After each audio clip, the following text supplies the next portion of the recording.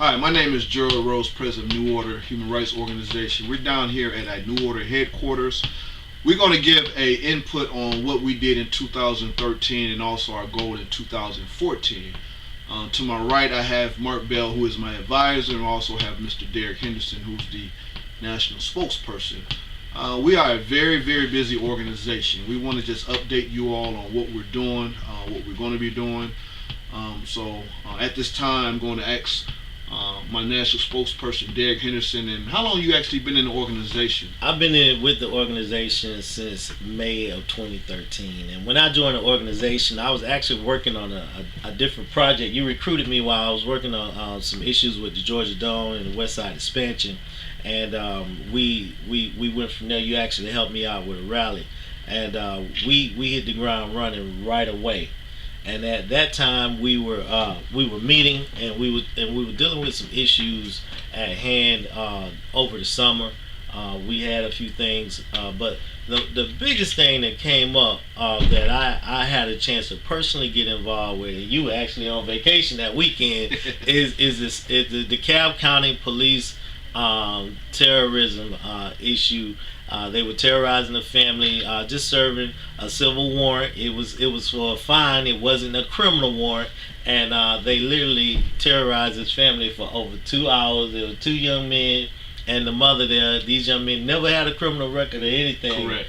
And it was something else to try to get in touch with you. But when we got on that case, that was like what really thrust me into the human rights department and really helped me develop as a spokesperson, and it just started going from there. Everything just started picking up from there. Right. And as a result, as you all know, once we did get involved in that situation, they did change the policy. That's right. So they cannot serve a warrant after 1:30 a.m. in the morning. So that's right. Getting results. That's what we Absolutely. do.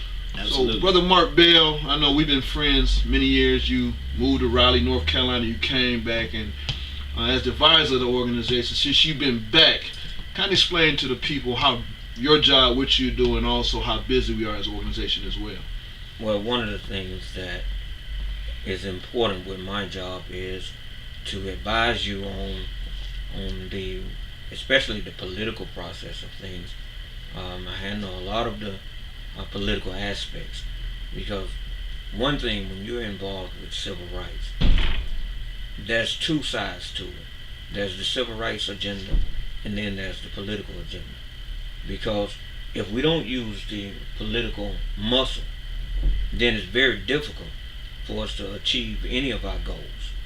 One of the things that made Dr. Martin Luther King Jr. so effective is each mission that he went on, he made sure that he always talked to the political leaders in the city, because he understood that if you don't talk to the political leaders and utilize the political muscles, it'll become a stalemate.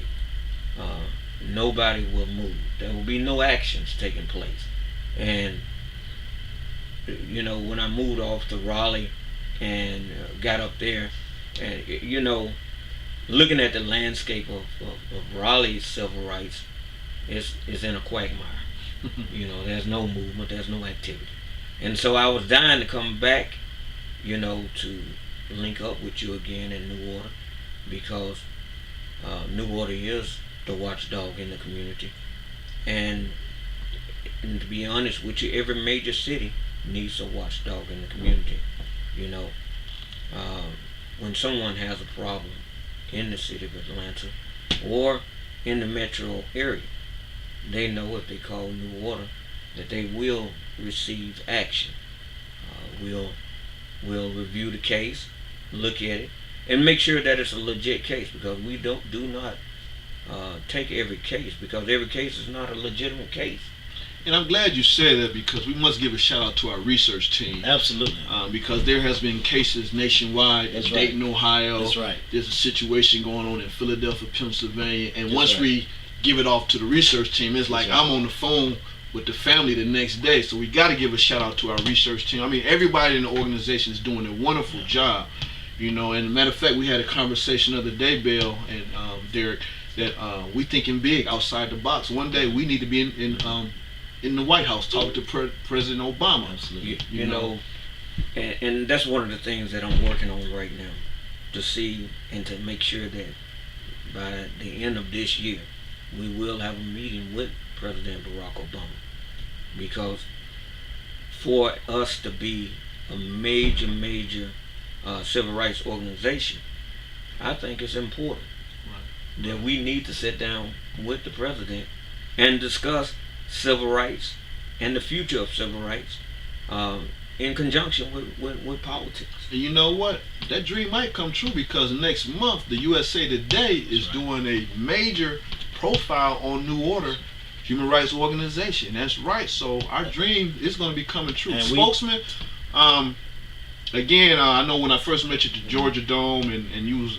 we kind of clicked. That's right. You from Valdosta, Georgia. Work personally with your dad. Oh yeah. And there's some things going on down in Valdosta. Right. We don't want to really get into it, but I know you coming from Valdosta. You mentioned something earlier before we went on camera about people are very upset on fires. That's right. People are being treated down at a racial I think Valdosta is #1 as far as inmates being abused in the jail. Oh yeah, they have the #1 death rate in the Lowndes County jail system, and it's been high for many years. But on average they have about 1 inmate per year die in the Lowndes County jail, and so that's been an issue. And so and with the situation with the young man who died, Kendrick Johnson, the city is in a lot of regards divided, because you have your dad who is personally involved, who as an activist and as a minister and an unbiased element in the community to serve the people, and not just serve the people, but seek the truth. He's been very objective in the process, because there's not a lot of evidence towards what might have happened to this young man, and because a lot of minorities their rights have been violated. We've been falsely accused, brutalized by the police department. They feel like there's a cover-up in this situation, where somebody knows something. Nobody's not saying anything. That's your dad's perspective. So he put a $10,000 reward out, and then later on he put a $20,000 reward out, and nothing happened. But what the community want to see is a finger pointing or a accusation being made because of the high emotion into it, the brutality.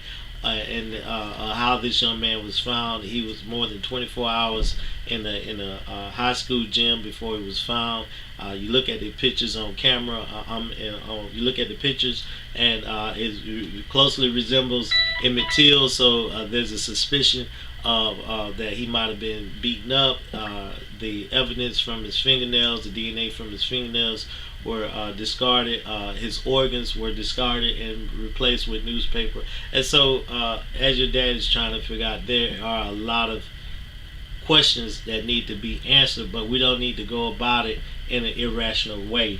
And that's what the push is in Valdosta right now, is those who are supporting the family want to go about it in an irrational way, because they didn't do a proper investigation to start with, and so the sheriff is in suspicion, the school system is in suspicion, and so you have to bring outside elements into it.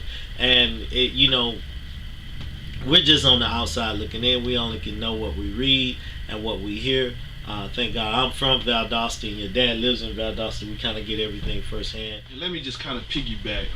My dad, of course, he's a man of God. That's right. He want to be true to the community. As an activist, doing this type of work, you're going to have people disagree and That's agree right. with you. So, Absolutely. I'm not concerned about the safety, because Right. believe me, growing up in Ohio, my house and church was put on fire. Someone did it from my own community. Wow. But I talk to my dad every day. Believe he's concerned what's going on. Absolutely. He shed tears on the phone and said, "Son, I want to know the truth. Right. But I can't just jump out there Right. when I don't know the facts. I can't Right. lie to my community." Right.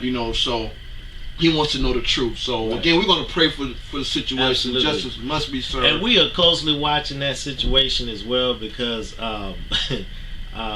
Reverend Floyd Rose is an icon in human rights and civil rights, and we're gonna make sure we can do what we can to support him, because he stands for the same thing we do. We're a grassroots organization. They get out there and grind for the people, and for those other people who just on the streets and saying regular stuff, they don't know. And sometimes we another organization have to step in and say, you know what, we support what Reverend Rose is doing. He's right. We want truth, and we want to stick by for the truth as well. So that's gonna be the biggest support.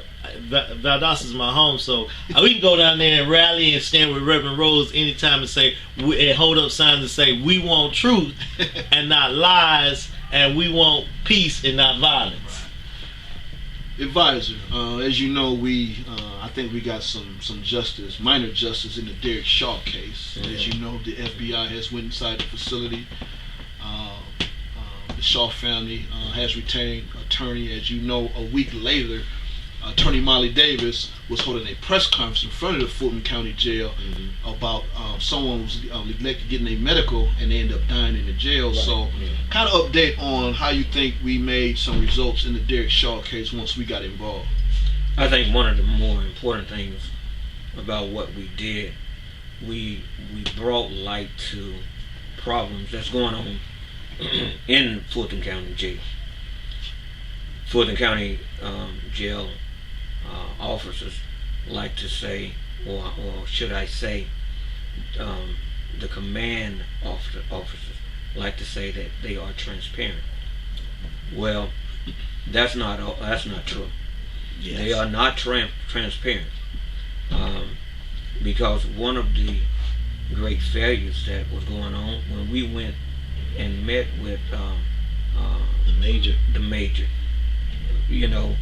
The major, if he was so transparent, and if Fulton County was so transparent, he would have shown us the video that they had with the officer slamming Derek Shaw's hand in the door.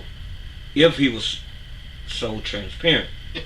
They have cameras on their uniform. They have cameras on their uniform. That's they right. have cameras in the hallways. That's right. And so there was video evidence as to what went on. If he was so transparent, that he would have, that would have been the first thing that he would have laid out on the table. He would have said, Gerald Rose, Mark Bell, Derek Henderson, this is what I have here. My officer did the right thing, if he was transparent. But because he's not transparent, Fulton County is not as transparent as they would like to explain to us. Right. There was no video, and he said that he was going to sit and watch the video, and he was going to get back with us. Well, the major has. That was what, before Thanksgiving? That was before Thanksgiving. Many phone calls have been made to his office. That's right. And he has yet to get back with us. But he's transparent, he say. But you know what? They was exposed. They was exposed. And so now people are aware that there's wrongdoing in the Fulton County jail. That's right. And that's one of the things that we was there to ensure. Not only to ensure that Derek Shaw was receiving justice, but we want to make sure that everybody in the Fulton County jail system It's treated humanely. receive justice. Absolutely. Because not only just because they're in jail, that doesn't mean that their rights are eroded. That doesn't mean that. Everybody in that jail has a right, and if it's trampled on, then that's where our responsibility come into play, to make sure that their rights are not trampled on. And as you can see, Derek, we talked yesterday, of course, Mark, we talk a lot of time. There's a major problem with police brutality It's on the rise. across America. It's We on the talked rise. before we got on camera about the situation in Philadelphia, where a young man, I guess, was just leaving a basketball game with his uniform on, and Right. a white female, I don't know, it was a female officer, It was a female officer. grabbed his genitals, Genitals, and it got to the point, grabbed him too hard, it kind of She ruptured. something. She ruptured Right. his testicles, and he may not be able to father children as a result. He was hospitalized, Right. and he the situation was traumatic for a 16-year-old boy to be violated in such a manner by the police. His family is very concerned and very disappointed in the system and the Philadelphia law system, and Philadelphia is gaining a lot of support. They're doing rallies. I understand it. Yeah. Well, you know, one thing, Derek and Gerald, that's one of the reasons that we have to meet with President Barack Obama, because if police brutality is on the rise, well, the Attorney General is held responsible for this. That's right. The United States President is held responsible for this, because if police brutality is on the rise, you have to look at the top and say, well, what is the top doing? What is Attorney General doing? Right. Is he looking at this and then turning the other way? Is he doing that? Well, that's what we have to go to D.C. Right. And we have to make it known to the Attorney General Holder that we will not accept this, because if police brutality is on the rise, it's because of you. Situation in Tennessee. You showed That's me a right. video yesterday, which I think officers did get Reprimanded. for that. But if you see that video, when you seen that video, what you thought about that, Derek? I have to say, it made me reflect back to slavery. Two pretty good sized white men take a brother, 120 pounds, yeah, maybe in between probably 120 to 160. He was a small guy. They told him to put his hands behind his back, and they never gave him an opportunity to do it before they started choking him out and beating him with bats, and they did that for over 10 minutes. They called in a crew of officers that came in, and it was like they were tag teaming each other. I literally saw the officer straddle this brother and get on top of him and punch him as if they were in a fist fight, a regular street fight with both hands. And then they got up again, tased him as he was begging and pleading with them in a defenseless position. Please don't do me like that. You don't have to do me like this. Please. And they were still yelling instructions at him and beating him with nightsticks. And Frank Wright is a pretty good sized brother. He looked like he about 220. Right. They were probably about his size or bigger, Right. and he was probably my height. I'm not a tall guy at all. And so when I saw that, it was very sad, and that just leads to other things with the Fort Gaines situation. That's right. We need to speak on that. Matter of fact, there's a situation going on in Fort Gaines, Georgia, where we're going to be making a trip next Saturday. We don't just do these interviews. We actually take action. Oh, we going and down get there. results. So there was another young man was beat up by the police That's for right. we feel no reason. Tased It's and already pepper been in the gas, news. pepper sprayed, Right. I should say. Right. So we travel. We travel. In the situation in Dayton, Ohio, that Yeah. really touched me, where two grown white men molested a 16-year-old black male. Yeah. You know, and thank God that they're seeking the death penalty. Yeah. You know, thank God that our research team got a hold of this family. Right. And I'm on the phone with this mother, and she was like, an angel came from nowhere. Wow. You know, so they are seeking the death penalty. So we got a lot of work to do. But Absolutely. let's speak on unity. I Absolutely. know I think for us to really be effective, we all got to start working together. That's Organizations. Right. There's no one organization That's can right. run things. I know New Order's all about willing to hand, but we ain't gonna work. Wait on nobody. We just celebrate Dr. King's birthday the other day. That's As right. you can see, all the unity work together. That's Why right. we're not working together these days, Derek? You would say that on your perspective. Well, human rights, civil rights, fighting for the marginalized and the disenfranchised is not a really popular job. It's only popular when you see the Al Sharptons and the Jesse Jacksons get on TV and do their rallies and marches. But when you are attacking the little things in the community, it's not popular work. You don't get a lot of pay for it. you get more heartache and disappointment than anything. But when you do it for the people, That's right. it's a That's different right. thing. So I think the biggest thing to keep us from being unified is the fact that people are kind of trapped in their own world.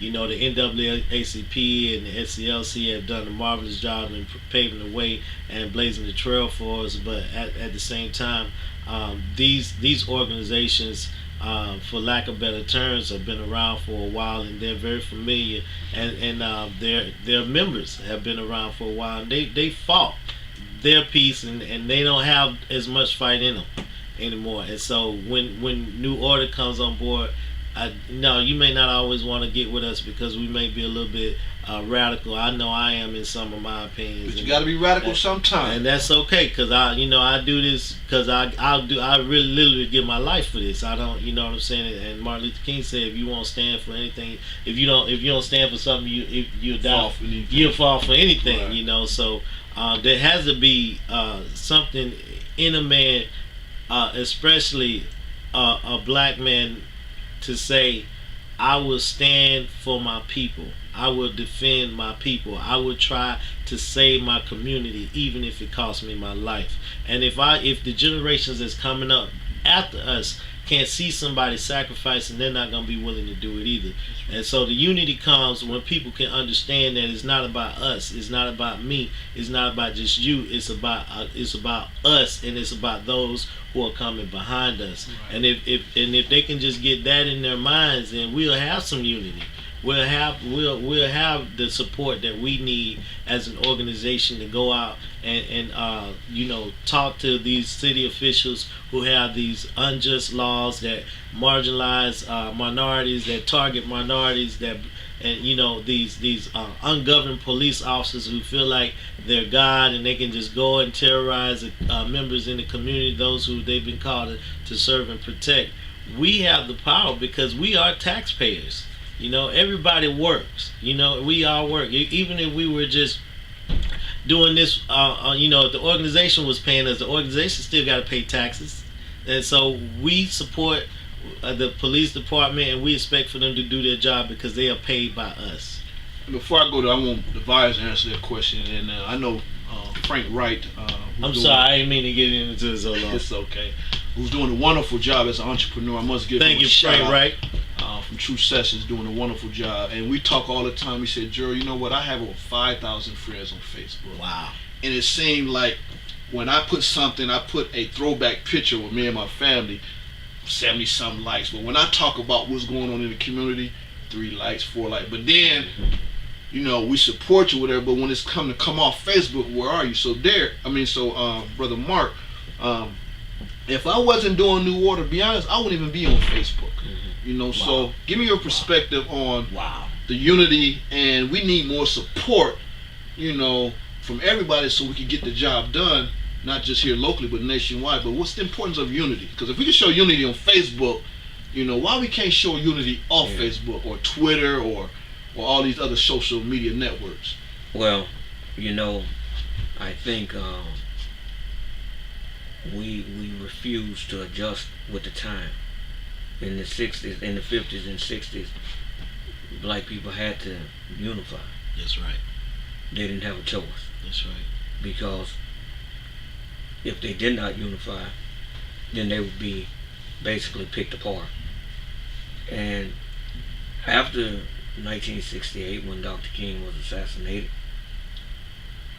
our unity was assassinated also, because he was like the flame that held everybody together.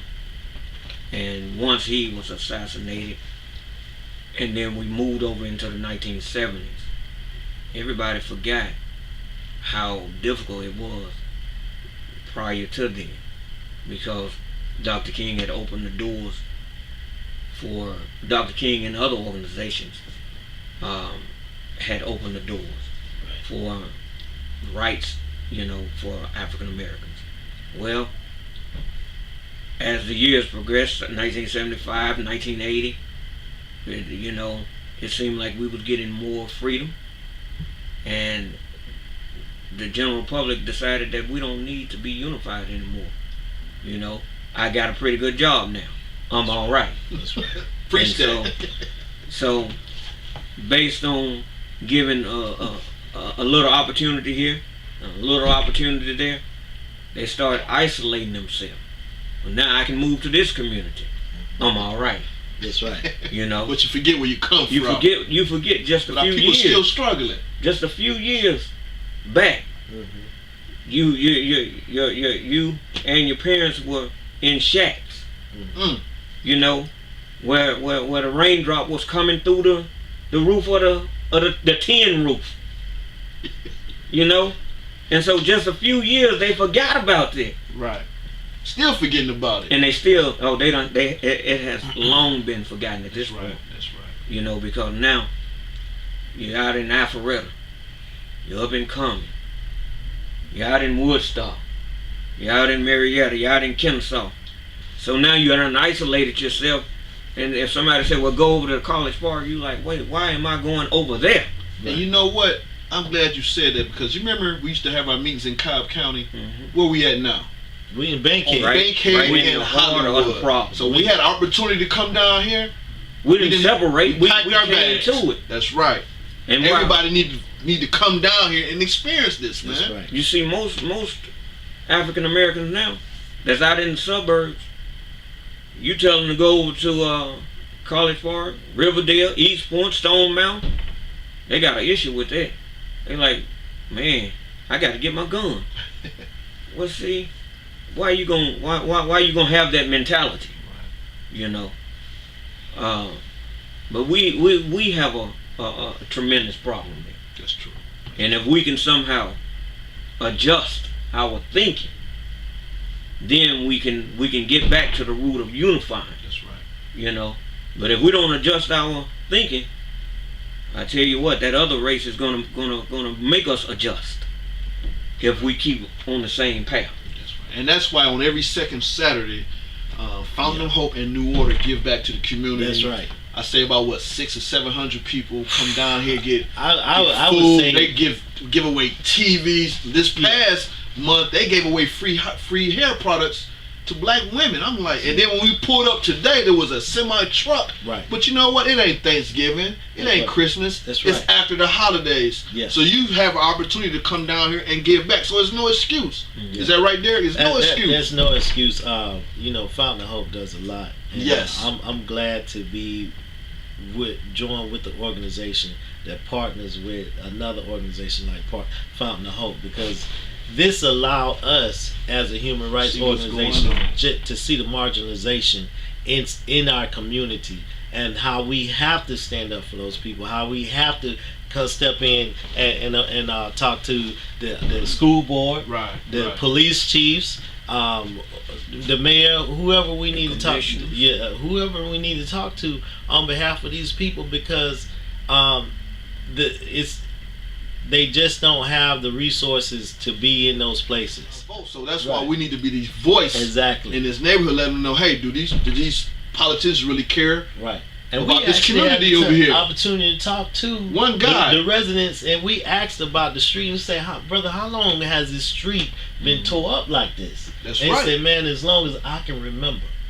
And But you that's go to Buckhead or what? Cobb County, Yeah, the white folks area, they ain't having we that. got the money to put a train in the streets, but we don't. But we ignore what's going on with the marginalized and the poor people of the community, where they don't even have paved roads anymore. The houses are broken down. It take the fire department more than And 4 I hours. must say this, I hope I don't offend no one. We got every church on every corner Yeah, in that area, in this area.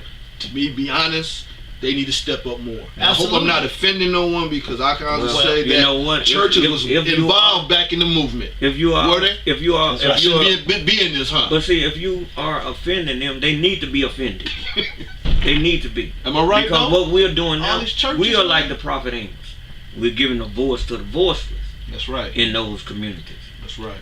and the civil rights movement started in the church, so the church should be the church should be the main place That's right. that speak out on this, because they have a captive audience. They can, and they have the hearts and the minds of the people to get as many resources and as much together as they possibly can. They can ship votes. they can raise money. Mhm. They can do a lot. The church can, but we have to be concerned about the community, because I hate to say it like the old preacher used to say, Baptist preacher say, we're living in a dying world.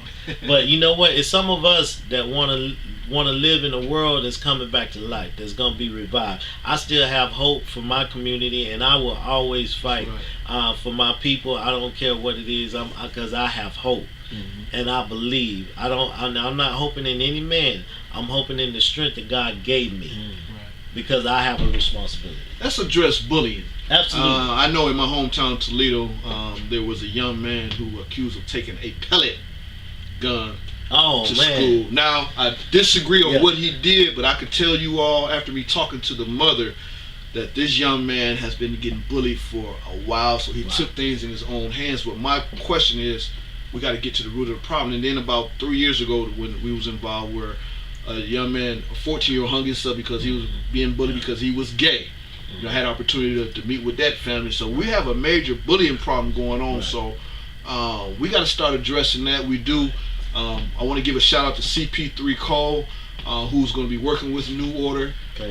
Welcome aboard. You know, and so we have a resource that we can give someone to when some kids need some mentoring. Matter of fact, we just called a gang truce That's in right. Marietta That's right. less than a month ago, and they stood by us. We had the Hispanic community, you know, the black community. We had some people from the white community. You know, I want to give a shout out to Alex of bringing a prior gang member to the press conference. So we are an organization about action, That's right. not just talking. So, but we have a lot of work to do. Yeah. So, again, I'm just excited, man. We're doing some wonderful things, but we have a long way to go. And like I said, we just celebrated Dr. King, and right now, I want you to be honest. If Dr. King was living today, or even Malcolm X, Marcus Garvey, we won't leave nobody out. Right. Rosa Parks.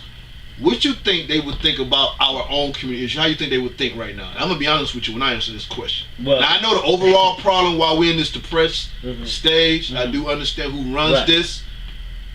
But bottom line, what you think? How you feel?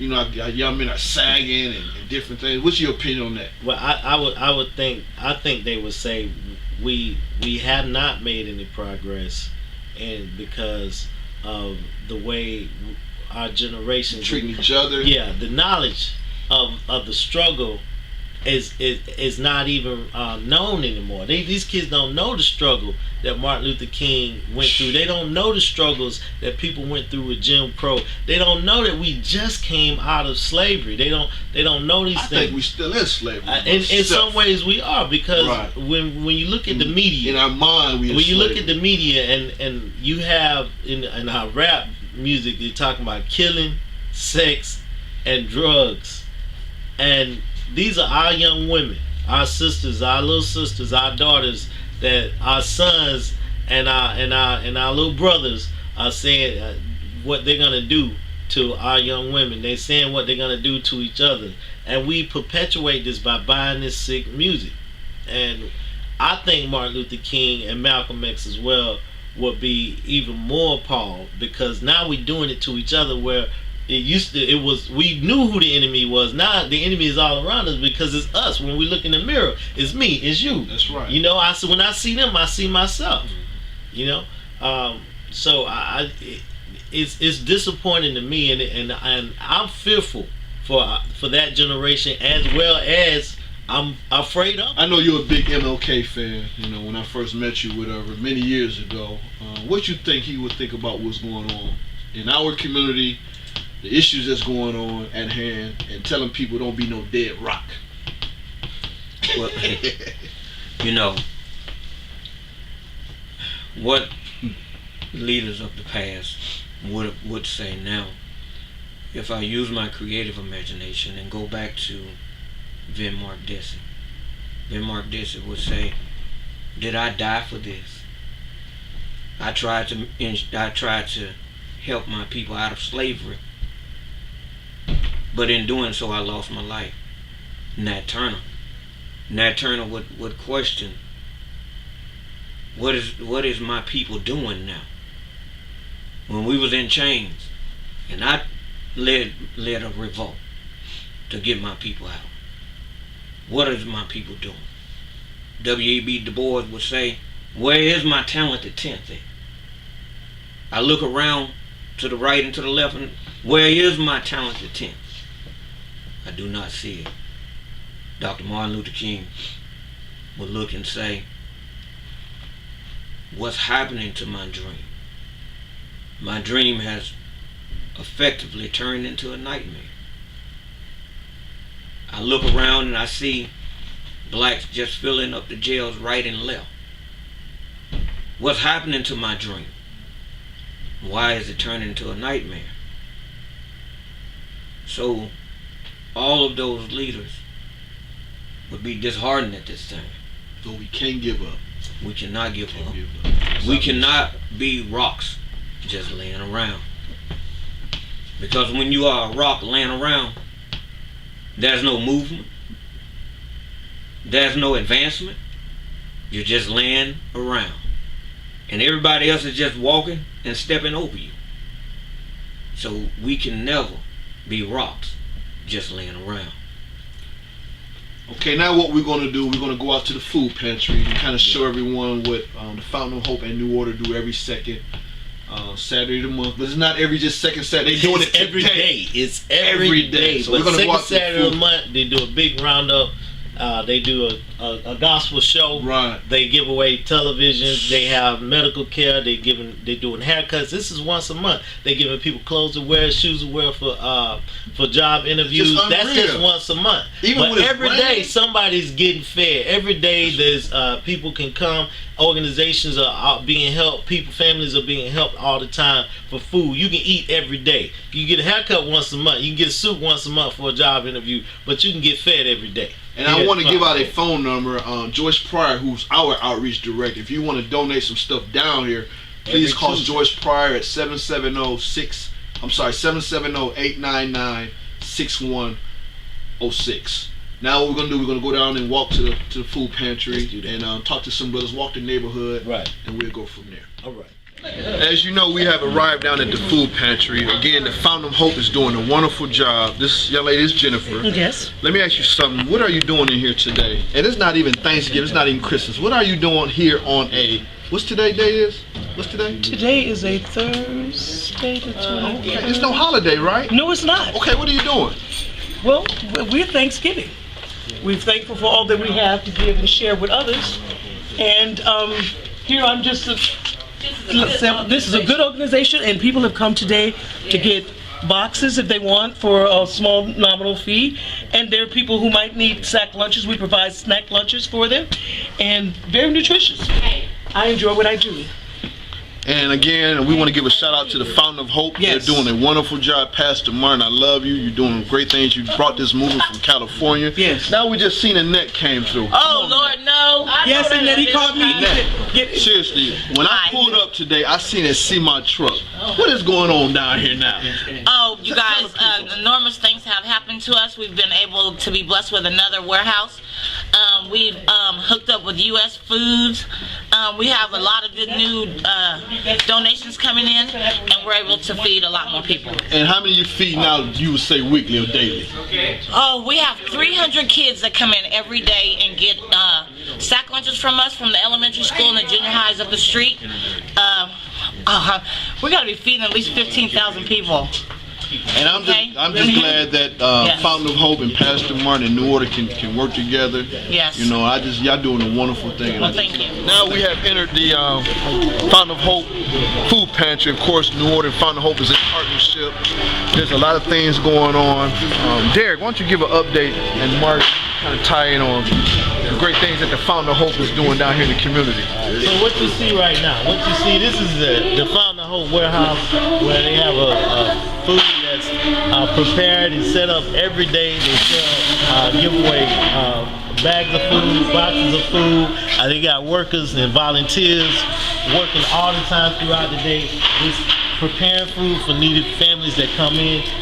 once they come in, Fountain of Hope has the philosophy of get everybody fed, and so they always have food available and food prepared to take care of the needs of the community. Truly, this community is in need. We're in Bankhead where you have little kids who the only time they eat is when they're at school. Right.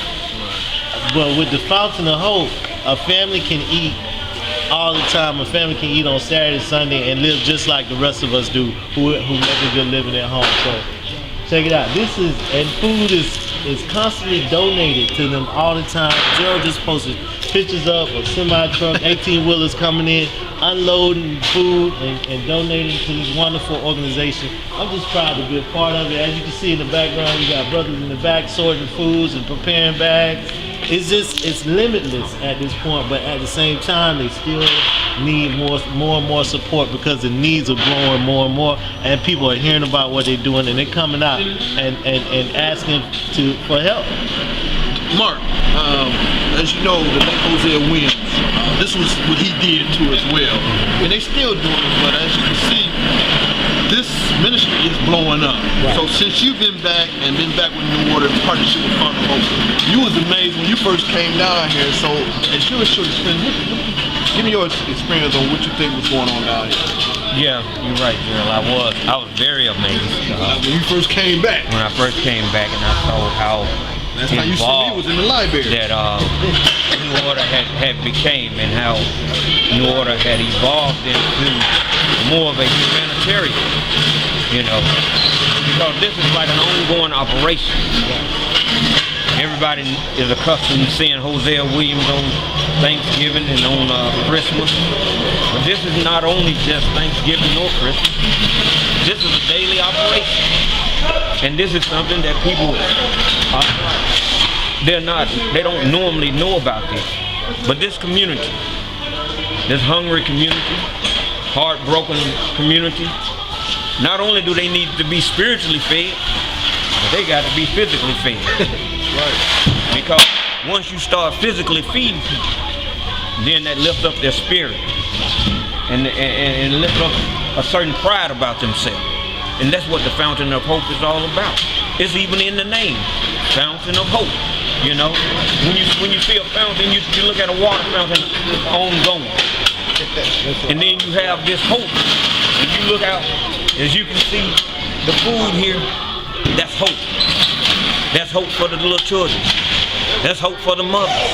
That's hope for the fathers. It's just hope. And that's what New Order is doing right now. New Order is not just a civil rights organization. It's a humanitarian organization who's giving hope to everybody, giving hope to the hopeless. We're in essence doing the work of Jesus of Nazareth. Gandhi once said that if he had met a Christian, he would have became one. Well, you see, all a part of Christianity, being a Christian, is feeding the homeless, looking after the homeless, making sure that the poor in spirit are lifted up, fed, so they won't be hungry no more. A hungry baby is a hungry baby. Doesn't matter. And let me remind you, Pastor Martin, this about 2 years ago, they were just handing out peanut butter jelly sandwiches. Wow. And now, semi trucks pulling up. I mean, look at that. Let's walk this way right quick. Now they're handing out food, right, groceries for the week. As you can see, this, you got your breads, either snacks, cookies, apples, nutritious snacks. Nutrition food, look at that. Eggs, beans, even canned sodas, diets for those who are diabetic. I mean, it's amazing. How y'all doing, bro? How you doing? All right, man. I want to say thank you for doing a great job. Okay. Anything you'd like to say on why you're down here and giving back to the community again? I appreciate what you're doing, all the hard work you're doing. Yeah, we just helping with the Fountain of Hope, giving out food boxes, and just basically just helping out. I appreciate it. I appreciate it. Yeah, we serve a lot of people come down here. Right. Not just on holidays when they get out turkeys. Can you say that again? Not just on what? Holidays, but every day. That's right. Every day you give out. A lot of this stuff gonna be gone. It go real. So how many people probably coming, since you out in the forefront, how many people probably coming down here daily getting stuff, you would say? Well, how many? Maybe like give out like 200. 200 set lunches. We give out like 200 A lot set of lunches folks, a man. day. Day. Kids, And like, we know- like 150 kids snack. So a lot of kids come down looking for After school. Yeah, kids get snack bags. Families come down there and get the $5, $10 boxes. Maybe a good 50 to 100 people a day, get the boxes. And we got other church organizations come down here and buy stuff by the pallet. So they get pallets of bread, pallets of drinks and meats and stuff like that. On February 22nd, New Order will hold a first annual Black and White Gala. It is a fundraiser. They are $50. Tickets are going fast. We only got 500. I think we got about 50 left. Yeah. So for more information about the Black and White Gala, please call Ethel Harris at 678-690-0647. We're gonna have Fred Blankenship from Channel 2 as our master of ceremony. We're gonna have Sheriff Victor Hill. My dad is gonna be here. Reverend Floyd Rose from Valdosta, Georgia. This is gonna be a fun event, and it's gonna be a lot of networking. And the Delphonics is coming in town as well. It's gonna be our keynote musician. So, again, for more information about the Black and White Gala, please call 678-690-0647. Let me remind you, tickets are going fast. All right, what we're doing now, we're walking the community across the street from our New Order headquarters. As you can see, this is the people that we need to reach out to. We can't, forget about our people. Dr. King was living, he was all about the poor people. Remember, we went to Memphis for the sanitation workers. We went into the community, so this is our community advisor.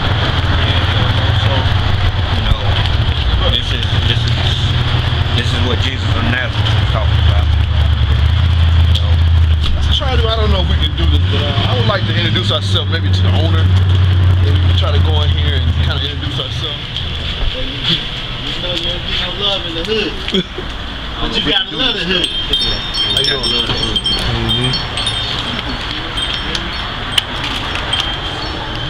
Thank you for doing stuff in the community. And we just get some video footage on about what we're doing. You mind saying something on? That's cool.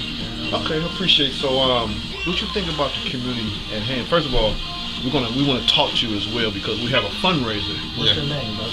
My name is Quan. Yeah, we have a fundraiser coming up, and I know that you're, taking money in our community. So I want to talk to you off the record. But explain about what goes on over here and what are you doing in the community. I sell hair to women, so make the women happy. That's all I do. Now, I'm gonna be honest with you, as an activist, sometimes we have to support our own. So I'm hoping that you in our community are giving back in the community. Do you do any kind of giving back in our community? I've been here for 10 years. I've been working in this area for 10 years. Like every year, I do we donate money to the church. Okay. And then even to the police too. So you can donate to us as well, huh? Yeah. Okay, y'all hear that?